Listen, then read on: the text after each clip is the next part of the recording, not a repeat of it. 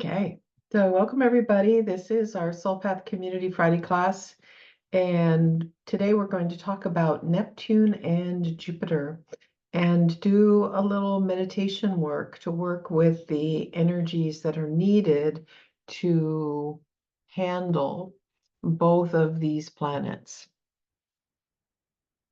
So here's the chart for today, and it's not that Neptune or Jupiter are in a very specific relationship with each other at this moment. Although, when I was thinking about what to teach in today's class, I was definitely noticing that the moon in Sagittarius is disposited or managed by Jupiter in Gemini.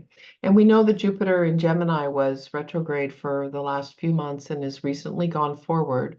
So we're in a process where whatever Jupiterian experience we've been having is now ready to move forward, and we're ready to have another level of synthesis and expansion of what we know, how we're making sense of things. Because Jupiter, which was the planet that was originally deemed to rule the sign of Pisces, and then when Neptune was discovered, there was this modern astrology shift so that Neptune was assigned rulership of Pisces. But nevertheless, if you're a traditional astrologer, you still consider Jupiter rules Pisces. So all of the qualities that we think of as Pisces come under Jupiter's banner. And, we'll talk about those qualities in a moment. But Jupiter itself is the planet that represents the seeking of truth and meaning in life.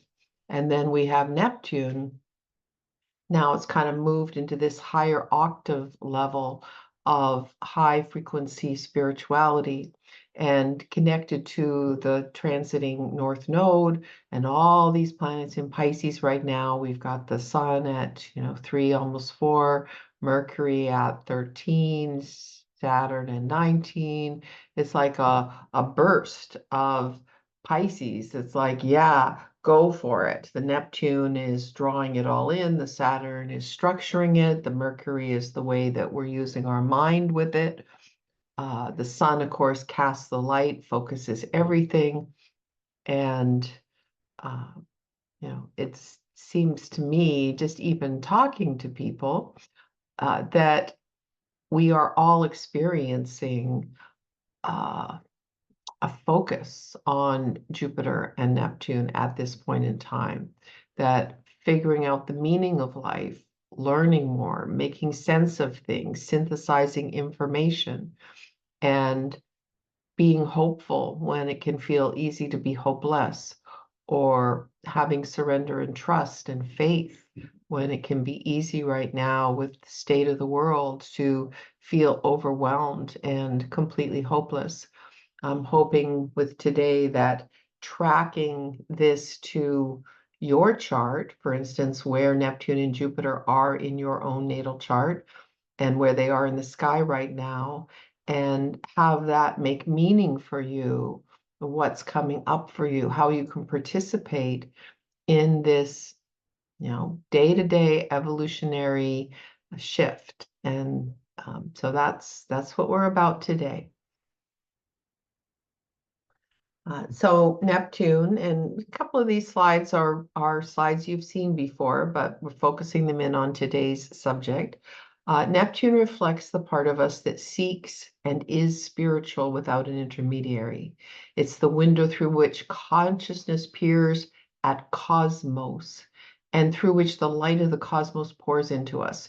So there's this sense, and those are wonderful words by Stephen Forrest, that when we are in alignment with our Neptune, we look to consciousness, we try to understand spirituality, we come to accept that we are spiritual beings living in a human body.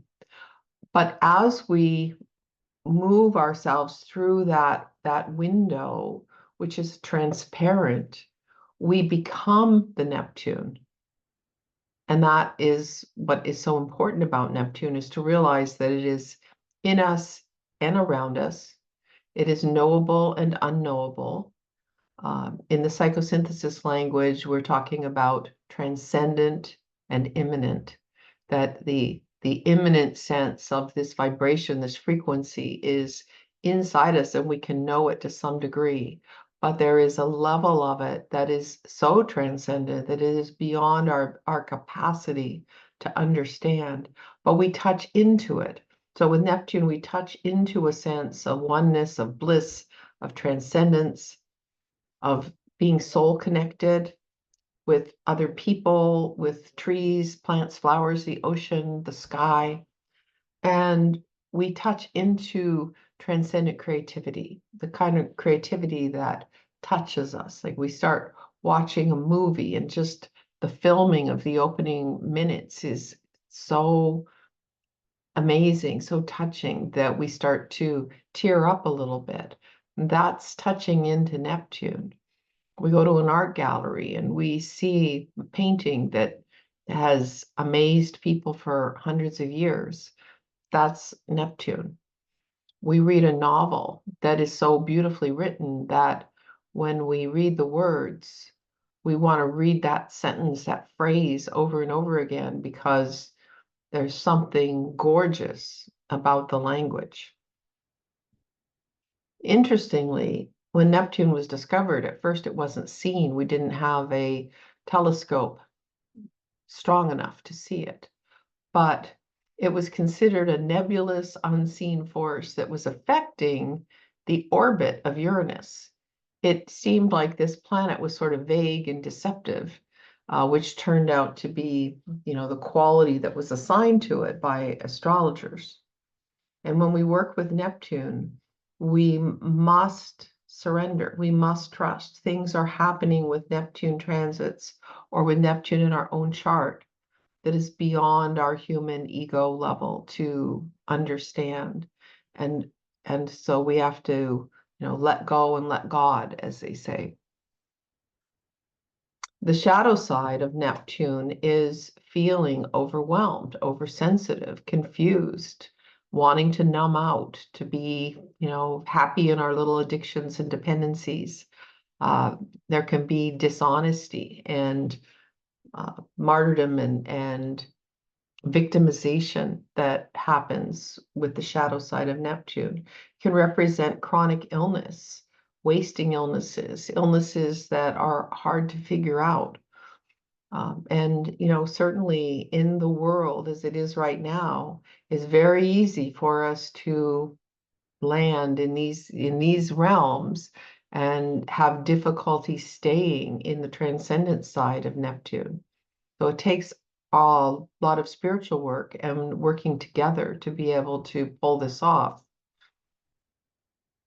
Now, Neptune has been in Pisces since 2011. I think most of you listening to me know that that is true. So what it's done is it is added to the power of Neptune. It's added to the amount of Pisces. It does feel to me like a huge waterfall of energy that is Piscean, and all the potentials of Pisces, the intuition, the psychic sensing, the merging, the dissolving, plus the tendency for overwhelm and the tragic losses, the water disasters, the disasters of every kind, the overwhelming feeling that things are falling apart and there's no ground to connect into. This is all part of Pisces, of Neptune in Pisces for all these years. And it is about next month to move into Aries. And of course, everybody's talking about that. You'll hear me continuing to talk about that. Neptune going into Aries is going to be a whole new frequency. We're not going to be as overwhelmed by the Pisces energy, but instead we will be, more about moving things forward, doing something, like Aries has a lot to do with beingness, but it often results in doingness. And we'll see that through the lens of Neptune, where we feel oneness and a connection to everybody, that we go to what are the actions? What do we have to fight for? What do we have to initiate and start? But right now, we're in the final phase of being permeated by this Neptune fog.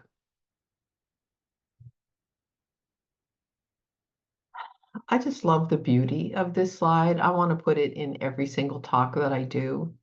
The Neptune is its own medicine. You know, Neptune takes us into this transcendent place, the breath, the space between breaths where we hold the breath for a moment. We can connect into this egolessness state. We can surrender and trust.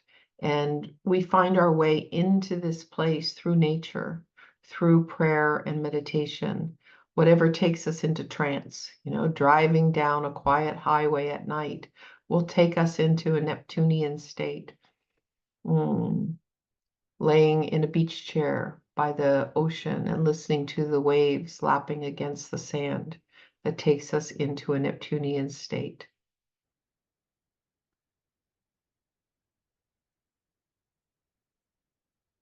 Now, Jupiter, a little bit of a different focus when we think of it specifically as the planet that rules Sagittarius. You know, if we think of it as the planet that rules Pisces, everything we just said about Neptune is true. But as it relates to Sagittarius, where it's kind of in its zone now, it's about the seeking of the meaning of life and developing what we consider to be truth, beliefs, philosophies. It will have a lot to do with higher education, either learning or teaching. Our sense of faith and hope or hopelessness. And this is interesting always with Jupiter and Sagittarius, because we can be incredibly hopeful for no good reason, and then we can sink into absolute hopelessness just as quickly. We can be optimistic, again, unfounded optimism, super huge, major optimism, or we can plunge into the hopelessness and no sense of optimism at all. So we pursue the higher mind through our Jupiter, and we can be very generous with Jupiter. It can be an expansive quality. We can give. We can also be expansive in our greed. And Jupiter rules foreign cultures and foreign lands. So through Jupiter, we expand our sense of meaning of life. And one of the ways we can do that is traveling to different places where the culture is extremely different. And we open our mind and we see different ways of doing things. And it's important when we do travel to different places that we do our best to stay open-minded, because you see people all the time traveling to different countries and spending the whole time comparing everything. Oh, that, you know, this bed is really hard. You know, in America, the hotel beds are soft. This food is really weird. You know, it's not like what we have when we're back home in America.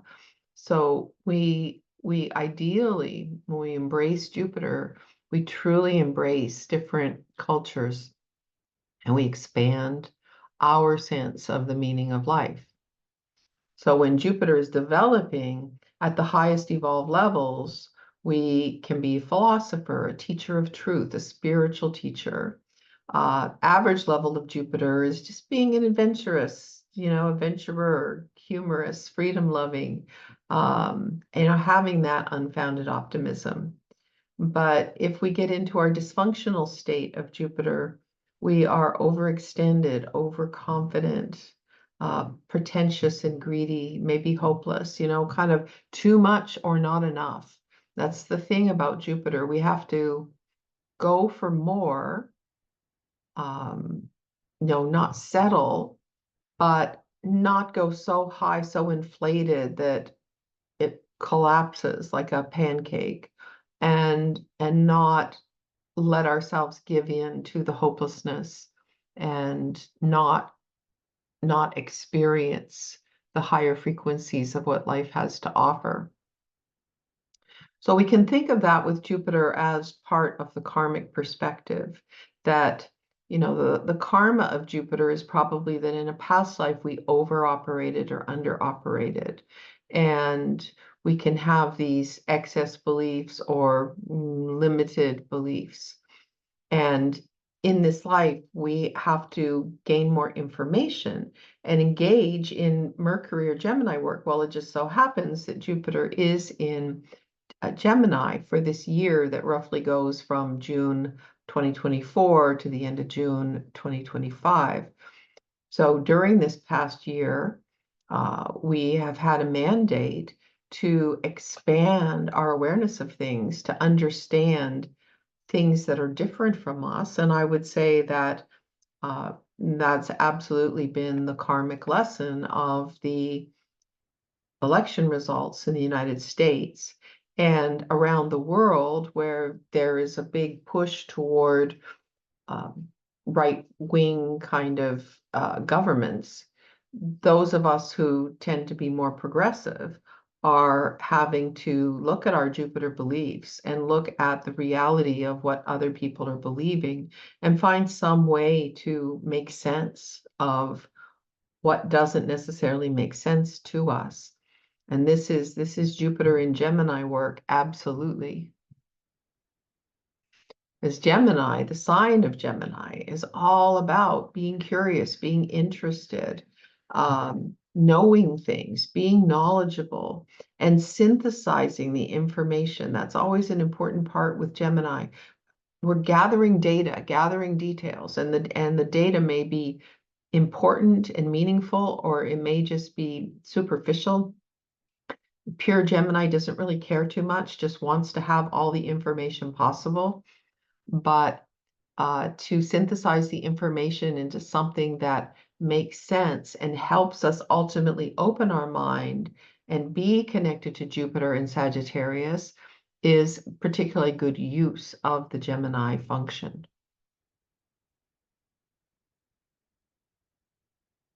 And so what I want to leave you with in this little class is to consider and to ponder your moment in time, where you are right now, whether you're in this class right now listening to it or whether you're listening to the recording later. Neptune and Jupiter ask you to find hope and release hopelessness, and to surrender and trust and release fear, anxiety, and overwhelm. And so in this class live in person, we're going to be talking a little bit about our experience of these qualities, tying them into what we have in our own astrology chart, like where's your Neptune, where's your Jupiter, what does it ask you to do, what's happening right now, how are you feeling about surrendering, trusting, and hoping, how can that translate into actions, because that's one of the things that is also happening, not necessarily related to Neptune and Jupiter, but related to Saturn and to Mars, where we have to have a long-term path and work toward it, where we have to act, where we have to fight for what we feel is right. But the first step is often to move into a higher frequency with Neptune and Jupiter and understand what we believe in, what's meaningful to us, find our sense of joy. And then from that sense of joy, we can take the actions that we can take. And, as I say, find our sense of joy, I also realize that, many of us are finding our sense of anger and outrage and intensity.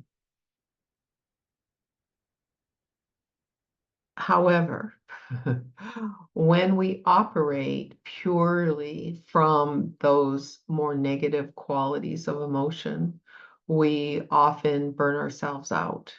And somewhere, somehow within ourselves, we're having to find a place of balance to move through these months, these years, however long it takes for this healing crisis we're in on this planet, however long it's going to take for the darkness to be exposed and true healing to come about.